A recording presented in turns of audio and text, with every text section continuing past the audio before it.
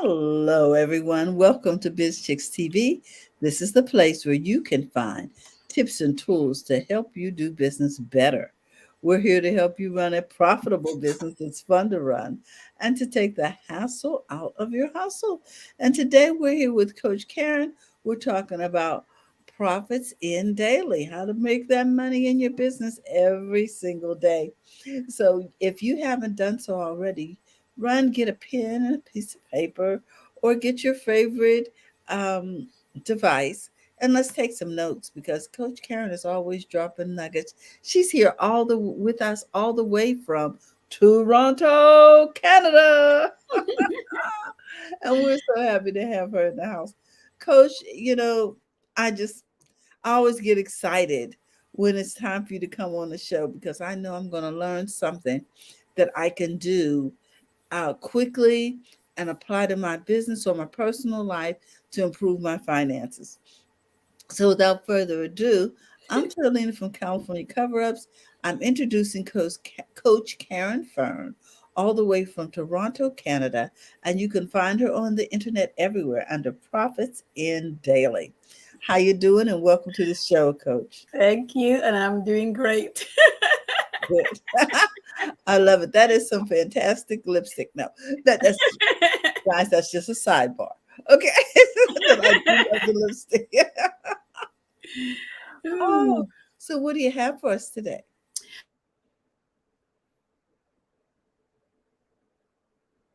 Well, evidently, either she's on delay or I am.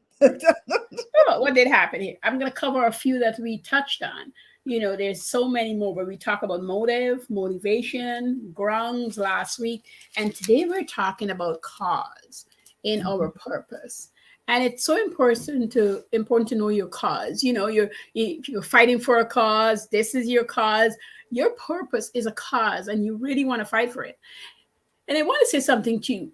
There's times when you have ebbs and lows. So don't be worried about that. When you're working and fighting for your cause, you're going to sink and you're going to say sometimes, because this happened to me where I'm like, am I still working on that cause? Am I still fighting for that? I don't feel like the fight is in me anymore. Mhm. Did it change? Well, no, it's probably just plateauing and evening out the pace because you've conquered a lot of things. One of the biggest things that sometimes we forget is that we need resetting. We need time to rest, and then we perk back up. If people look at the stock market that way, if it's not a person, it's just a thing.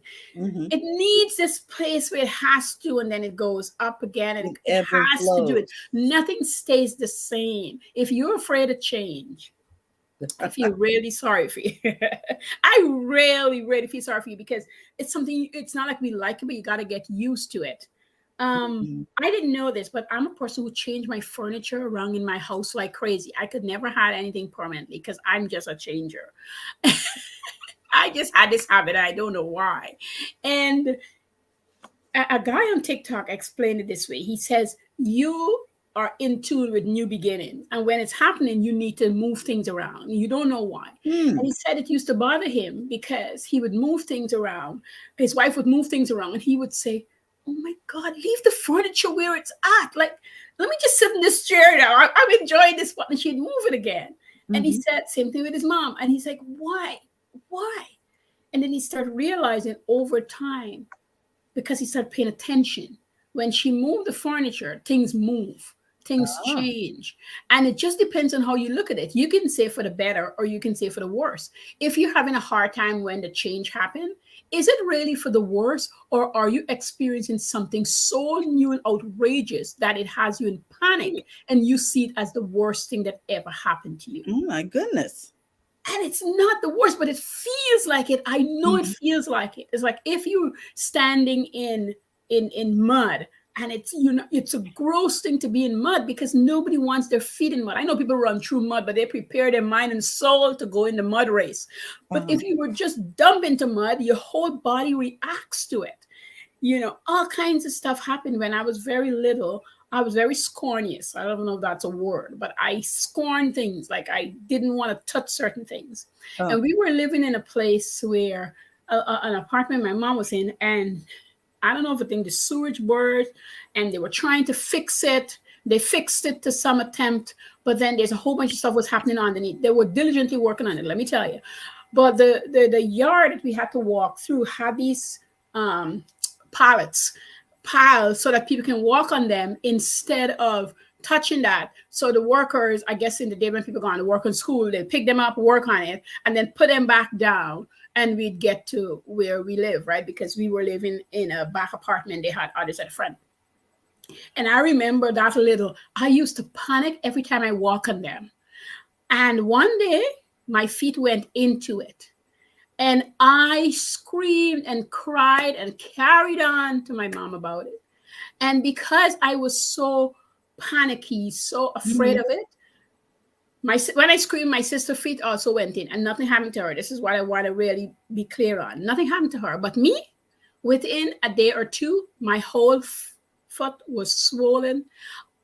Little tiny balls came on it. She had to carry me to the doctor. My feet got infected. Nobody else's, mine. That fear and that panic and that pre-notion that this is bad Open the door. opened the door. And so here I was, a little girl with two swollen feet, they're red as ever and terribly infected. Wow. We had this dispenser slash pharmacist, and he said it to me, Karen, what are you afraid of? Because people in those days know you and your kids. They talk to you like, you know. And I said nothing. And he and he just shook his head and he gave my mom whatever it was to put on, to paint it on my feet. It was this substance, and it was blue, and she'd paint it on and then cleaned it up and what have you. It didn't take long to disperse, but nobody else that went into that thing or slipped it or anything, nothing happened to them. That was a pre-notion. I decided that it was bad. This is what's going to happen. And it came to pass.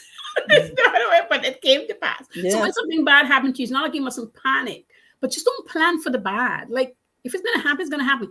Don't plan for it. This is really I want to get across. Don't plan for it. So when your cause is happening, don't set out and say, well, I'm going to do this. But when I fail at that, no. It's part of the process. That's it. That's all it is.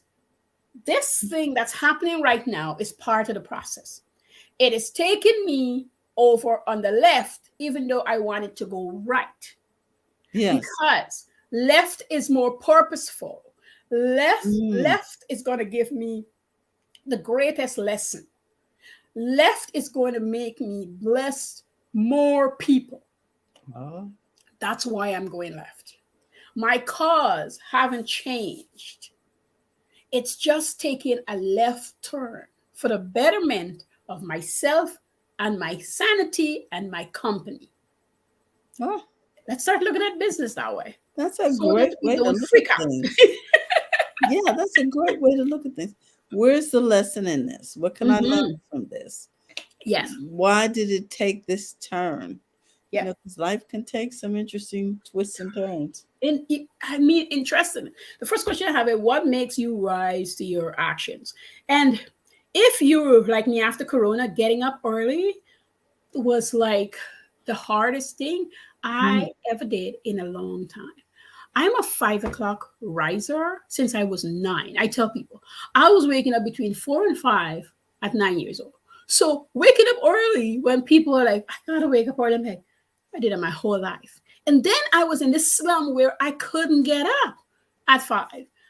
Matter of fact, getting to bed at night was like the hardest thing, but that's because my body I had to realize, it was in so much rest for so much weeks that it's not used to, that it's now laying dormant in this rest mood. And I feel like there was no big urge for me to get out of the mood, even though I know I need to, because I took a break from my coaching clients. Everybody knows I was in rest mood. So I didn't have to. The cause didn't change. But you didn't have to show up. And I had to ask myself, so what's next? Like, what am I supposed to be looking after that I need to face and get into that mood versus fighting this other mood? this other change, this other direction, because I know I'll get back there. But how do I not frustrate myself? Mhm. And a friend asked me the other day that, maybe I'm pivoting towards something new and that's what happened. And I said to her, I thought about it and we're going to talk tomorrow. So we'll discuss it. But it's not about going into something new or different. And sometimes that's what makes us jump as entrepreneurs into something new and different, because we're thinking about this thing is not a thing anymore. But for me, I always sit with myself quietly and question me. And I love what God has been doing with me. I write about 2 blogs a day now. Mm. Really? I literally write about 2 blogs a day. Wow. My website is being redone. So once it's done, I've got blogs ready to go. Because as I said, I look at where it's taking me versus what I am missing. And that's Mhm. how I pivot every time in my business. Okay. So I am getting out some things that have been dormant and buried, some things that I realized I was ashamed of, and some things, because I'm a very private person in a sense, that don't really speak on and speak about. Mm. And I am not saying that I am not writing, but the free flow of the writing, he's the penmanship. Okay.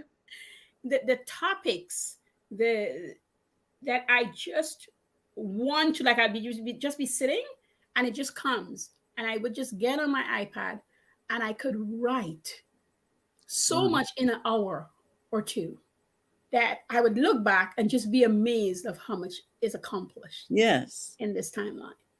And that's because I'm just letting myself be. Leads into the next question. Are you deeply committed? I am deeply committed as a coach, a teacher, and a bookkeeper.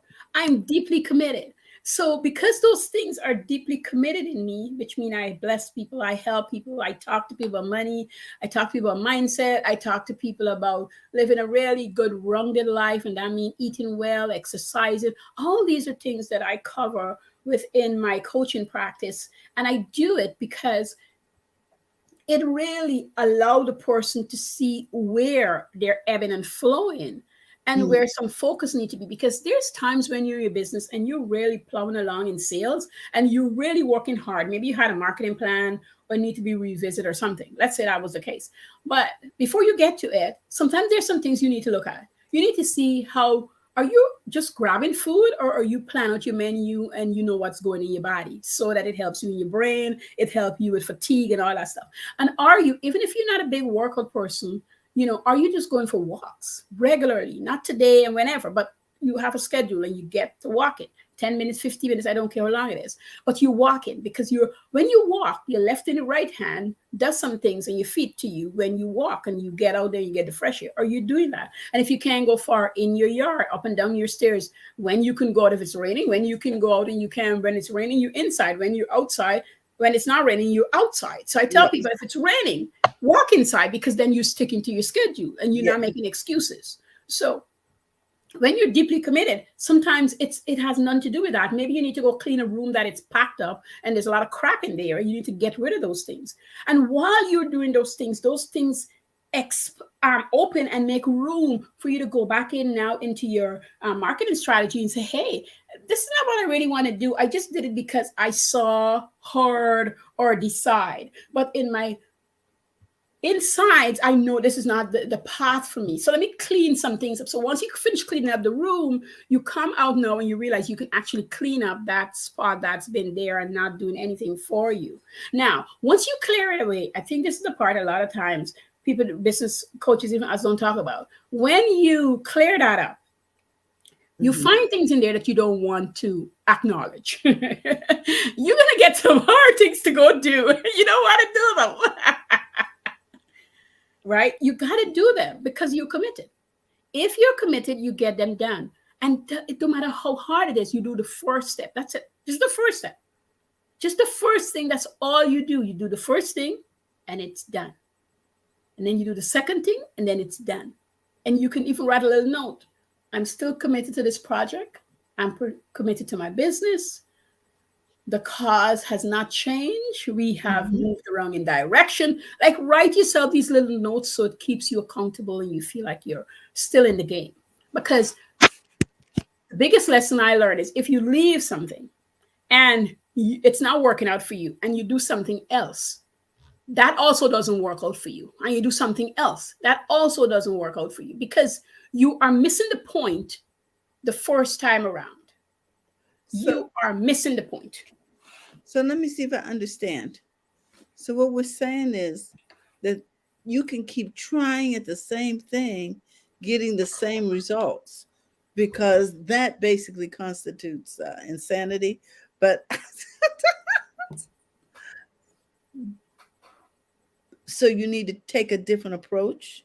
Because people say do the same thing over and over is insanity. But I say we all do the same thing over and over. No, So that's if stop we expect a different result. that. Okay, yeah. Okay. No, if to do the same thing over and over again is routine, and we agree with you that success is in the routine. Okay. But to do the same thing over and over again and No, expect but a what I'm saying different is if result. you're doing the same thing but you're not getting the results, you need to go and see which area of your life that needs clearing the cobwebs, looking into to Mm, see what the blockage is. You yourself have to go find this out. I could give several examples. You yourself have to go find this out. You know, I had a client of mine and I'd say to her, she works and she wants to start her business. And I say to her, I say, where is the money going? And she said, well, kind of not making enough money. That's the whole point. Isn't that why we're on this journey? And I mm. said, okay. So she wouldn't admit, but within 20 minutes of me still crying, she says, I got something to tell you. I'm a little embarrassed. Go for it, I say. She says, I got a raise. When did she get the raise? Ah, see the question will come right there. You know the question. When did you get the raise? 6 months ago. What did you do with the raise? The blockage for her is money and not understanding that she's making enough to do what she needs to do with the Mm. time that her work is allowing her. She's fighting that notion that she needs to leave the job and look at the business full time. I'm going to tell you right now, she's not ready to go full time because she's going to sink. She needs the job. We've established why she needs the job, period. The Mhm. raise is God saying that you've been crying out to me for more money. Here it is. Use it wisely. I promised her before she got a raise that if she got a raise, circumstances would appear to take the money away from her. Period. There's no question. Okay. Circumstances will appear to take the money from her And why is that? because she is not ready to handle the number that she wants to handle. She hasn't prepared her mind yet, her body, and her Okay. soul to collect this money. So circumstances will present itself. And the kind that presents itself is so heart wrenching that it's hard to watch. It's hard to be in. It's hard to see. But in that lesson is what determines how she proceed. Now, can I tell you, within that year, she got another raise. But Wow. because she's fighting me on the idea of what we were talking about, she Mm. couldn't move. She emailed me. She said to me, Coach, I just want to let you know. I finally released and did the steps you told me. I'm so mad with myself that it took me a whole year. But It's okay, though. It's okay. I was talking to an entrepreneur this morning about the same thing. That if you have a coach but you don't do the homework, it doesn't make any difference. Right? I even said to her, I think we did take a break because I needed a break. She needed to go away and see some things for herself. She needed to see that where the money was going, I'm not saying it wasn't necessary to go there. I'm saying all of it did not need to go there because for I'm, her business to succeed, it needs capital. And the capital was provided by the bonus. The capital was provided by the raise. That's what the capital was for. It mm-mm. wasn't for you to become comfortable in this new money, because when you're comfortable in new money, you don't do anything. This is what people don't understand. You might buy a dress, you might buy a shoe, but you don't actually do anything. People who is now accumulating wealth live below their means. So the extra money is not an exciting time to go do anything with. They don't do anything with extra money.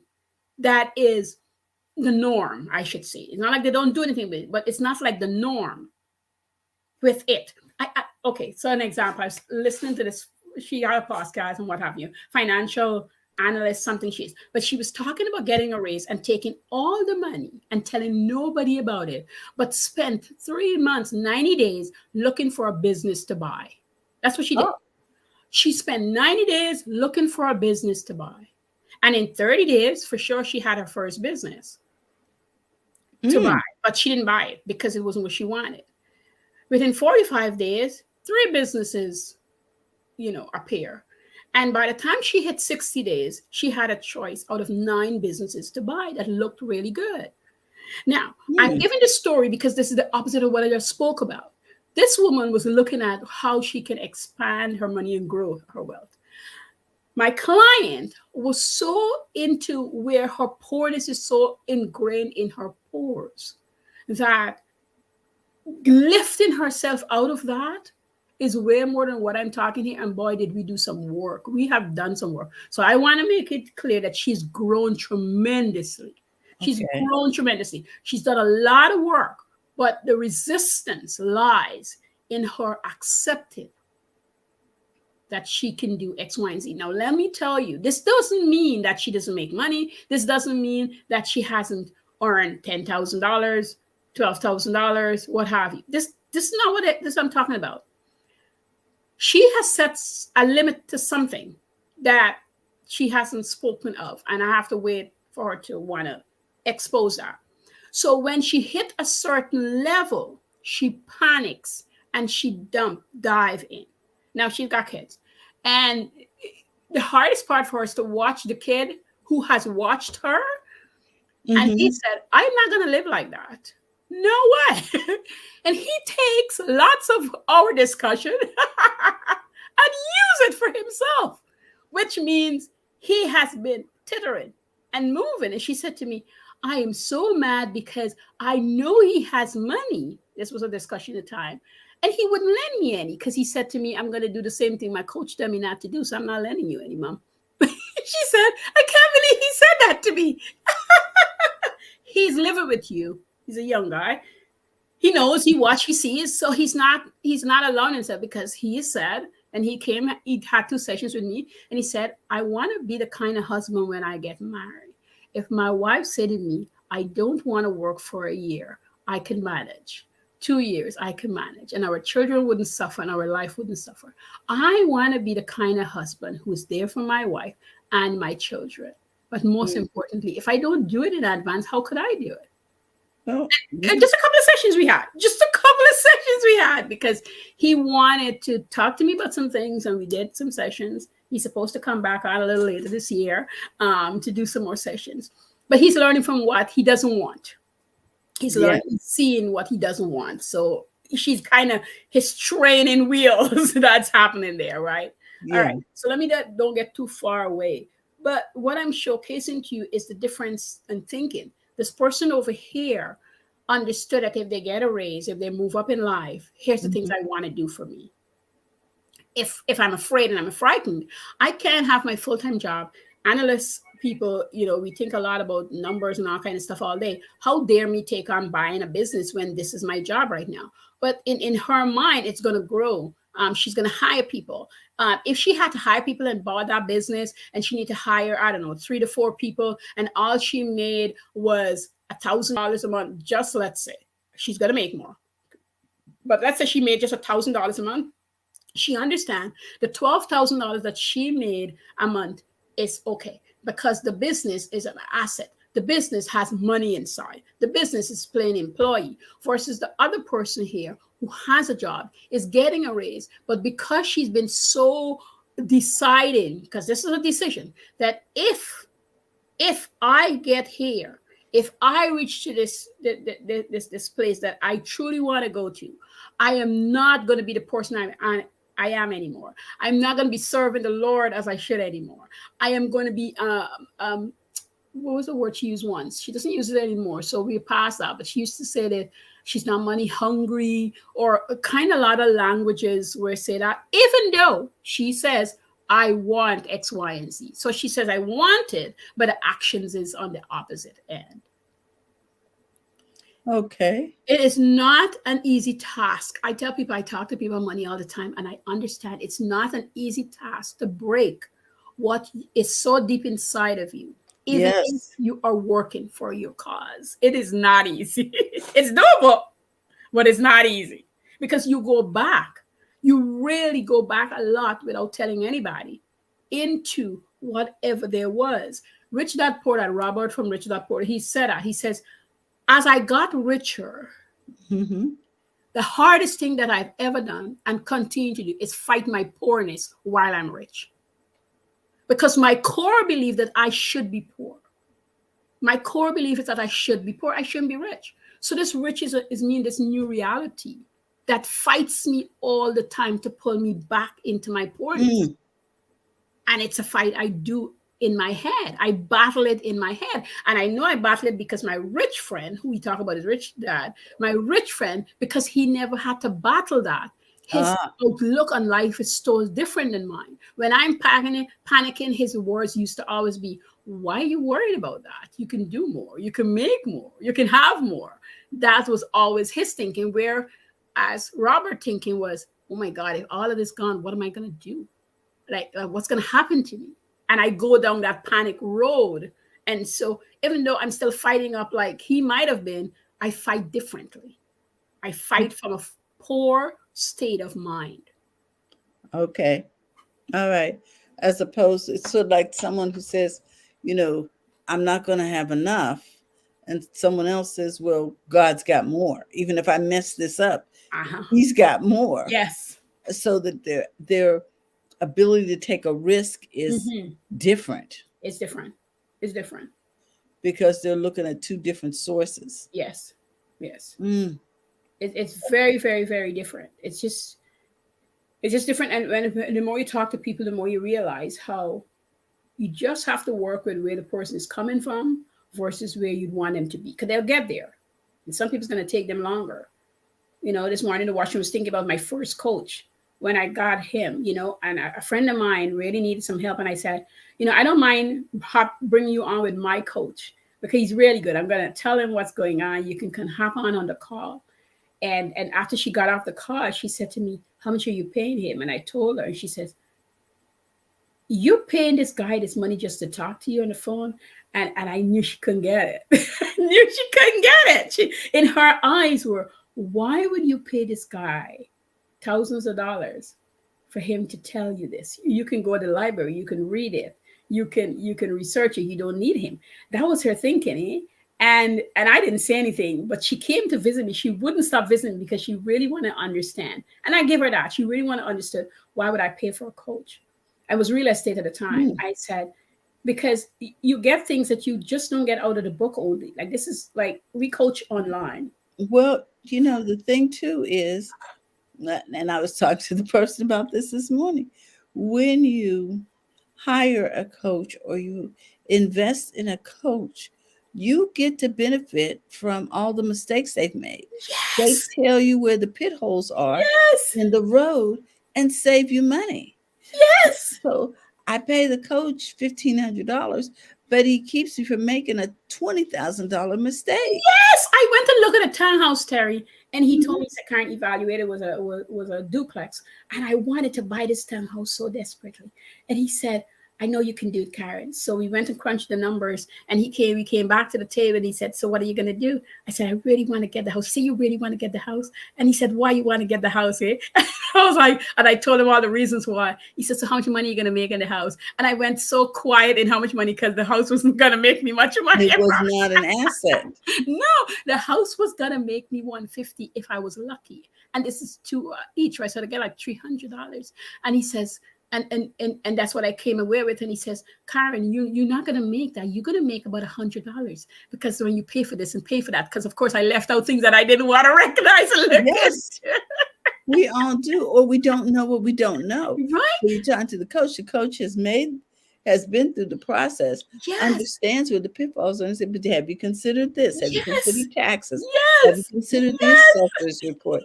Have you considered whether or not you may have to fumigate? Have you considered there might be Yes. termites? Have you considered, yeah, Yep. And when he was done with me, he says that if you make $100, you're doing great. But I don't think you're going to get there. And of course, once we meet again, he had the whole spreadsheet out. We went over the number. He was such a good coach. Like hmm we would get in there, he test the water pressure, electricals, test everything. He was really, really good at what he did. So to me, I think I paid him. I think he was like 55. I paid him $5,500, and this was a long time ago. But Terry, when I bought my home, I hmm was feeling so good because I learned so many things. Location, he said things doesn't go away, where the train pass, how your house appreciate or depreciates depending on these things in certain areas, and don't matter, it doesn't go away. um, Going into the government, and not only the pest control, to the history of the home and what happens. These are things that nobody just come tell you. At least I didn't know. He walked me through some things. He also helped me to understand when you get a mortgage, it's not the mortgage. You can negotiate on the mortgage and the rates. The guy I felt, was money well spent. I wasn't arguing with anybody.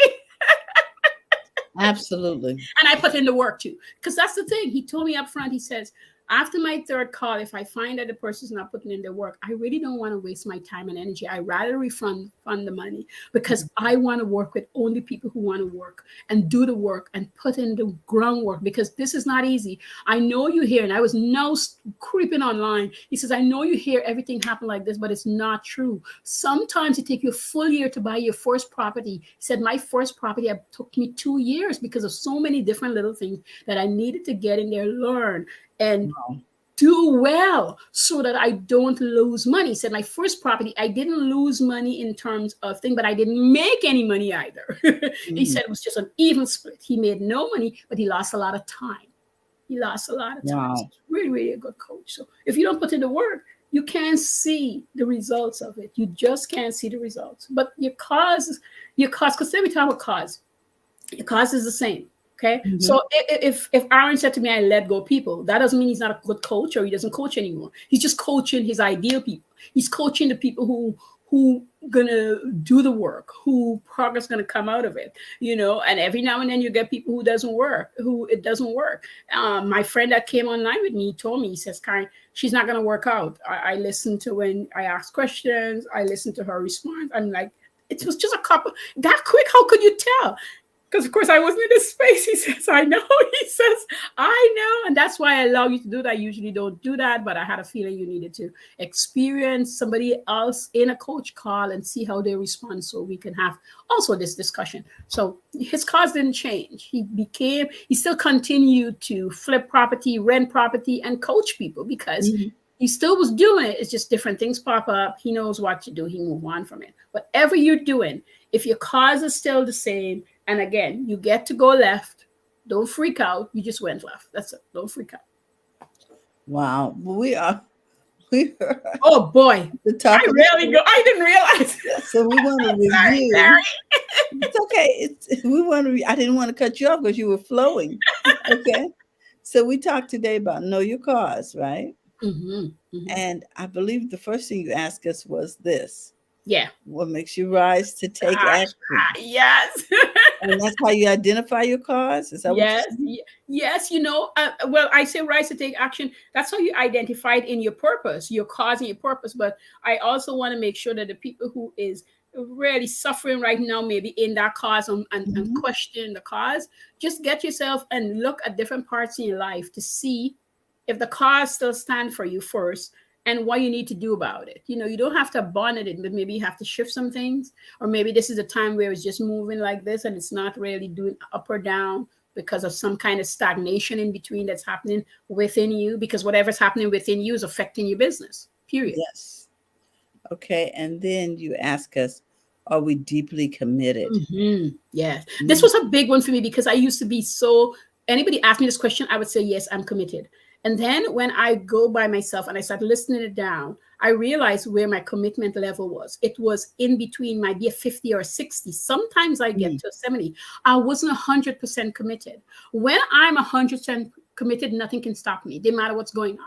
If you come up here, I duck. If you're down at the bottom, I get over you. I get around you. I find ways when I am deeply committed. When I'm working between 80 and 100%, I Mm. am fighting for my life to get there. When I am not committed, I don't go far. And which means things do not come up that well either. All righty. So I am really excited about the fact that I can now figure out what my purpose is and how to determine am I really committed to the purpose and then work that purpose. Yeah. Okay. Well, guys, Oh, we had such good sessions, right? These last few months. I was so excited to present. Can I tell you guys something? I'm always so excited to present, but this series that I'm doing here from June to August, it just has me on fire. well, it's got us on fire too. And I want everybody to know if you're looking to book an appointment with Coach Caren, just look for her on the internet under Profits in Daily. I'm going to put that back up, Coach. And then once we're finished recording, I'm going to come in at the bottom and put my Candly where people can easily click on and set an Well, why don't appointment you if put they it want. in the private chat, Mm-hmm. and then I can copy it and put it in to the comments, or if you want to put it in the comments later, Yeah. okay, we can make that happen. Yeah. I always forget to after I'm chatting because I'm so excited. I know, but I And want I people. don't come thinking, oh my gosh, let me you know what I mean? Yes, but I want people to be able to connect with Yes. you and Yes. to know where to go to book those And appointments. we always wanted to make it as easy as possible for people to be able to, so they don't have to journey to anywhere. So there we go. Exactly, exactly. So here we go. So I'm going to put Coach Karen's Calendly up here so Yes. that you will know how to connect with her to make that happen. I'm going to put it in the comments, and I'm going to also put it on a banner so it'll be on the screen for the replay. Oh, oh Okay, yeah, Coach? nice. Yeah, thank you. Okay. You're welcome. It's our pleasure because we're here to help you run a profitable business that's fun to run and to take the hassle out of Out your of the house. hustle. Yes, indeedy. So we want to thank everybody for tuning in today. For those of you watching on the replay and live, we want to thank you for your time today. And again, remember, it's okay to make money in your business. And if you're Yes. not making money, you need to talk to Coach or to the Biz Chicks. We Yes. know how to find money in Mhm. your business over here at Biz Chicks. For sure. Okay, we are not playing with that. So if you're looking to become a part of the BizChicks community, you can simply go to bizchicks.net, or you can text biz to 33777 and let us know how you feel and what you need over here in the BizChicks community. These roads will lead to our BizChicks community over in the Heartbeat app. So when you see the heartbeat, don't say, am I in the right place? Yes, you are. You're on your way to becoming a part of the BizChicks community. We'd love to have you be a part so that we can share your genius with others and so we can help you run a profitable business. It's fun to run. Mhm. We do workshops on Thursdays. So, Mhm. you might want to make sure you sign up before then. At any rate, we love you and it's free to join. And we look forward to seeing you tomorrow. We'll be doing Happy Healthy Habits tomorrow, Coach, with Robin Yes. Shimizu and And friends. friends, yeah. And Friday, we'll be talking tech in English. So, and you know something? Talking tech is really important. Coach Caren came on one day to Talking Tech in English and told us all about StreamYard. Look, here we are. You never know what you Yeah, you never know. You just never know. going to That's turn up true. and be so valuable to your business. So thank you for that again, Coach. And we're going to remind everybody, come on in same time tomorrow and let's talk about your health. If you don't have Yes, your health, you can't keep your wealth. exactly. Well, Bye thank you bye. again, Coach, and we'll You're see welcome. everybody tomorrow. Have a great day. Bye Bye bye. bye.